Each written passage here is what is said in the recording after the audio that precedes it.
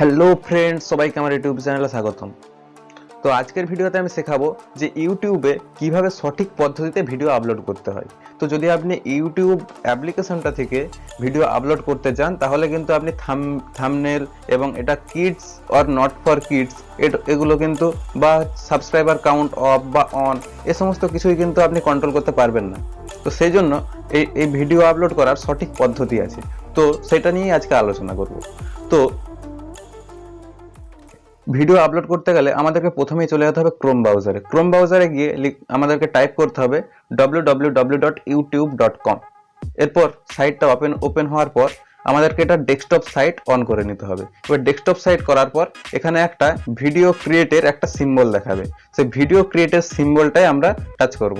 এবার video creator সিম্বলটাই touch করার পর সিলেক্ট ফাইল সিলেক্ট করে নিতে হবে এবং ফাইলটা সিলেক্ট করা নেওয়ার পরই এটা আপলোড হতে শুরু হবে।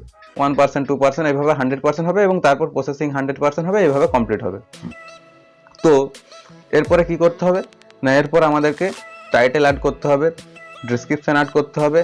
যে থাম্বনেলটা খুবই গুরুত্বপূর্ণ, কারণ থাম্বনেল যদি আপনার ভালো হয় সেই থাম্বনেল দেখেই আপনার ভিডিওটা লোকে ক্লিক করবে এবং দেখবে। তো থাম্বনেলটা খুব গুরুত্বপূর্ণ। এরপরে আসে যাক কিডস অর নট ফর কিডসের ক্ষেত্রে বলি যে এটা আমেরিকার একটা সংস্থা ইউটিউব, তো আমেরিকা থেকেই কন্ট্রোল হয়। তো আমেরিকার ক্ষেত্রে 13 বছর বয়সের নিচে নিচে যাদের বয়স তাদেরকে বলা হয় কিডস, এবং 13 বছরের উপরে যাদের বয়স তাদেরকে বলা হয় নট কিডস। তো সেক্ষেত্রে আপনার ভিডিওটা কি রিলেটেড বা কি সেটা আপনি নিজেই ডিসাইড করবেন। তো এই ছিল আজকের টপিক। তো আজকের ভিডিও এই পর্যন্তই, দেখা হচ্ছে পরের ভিডিওতে।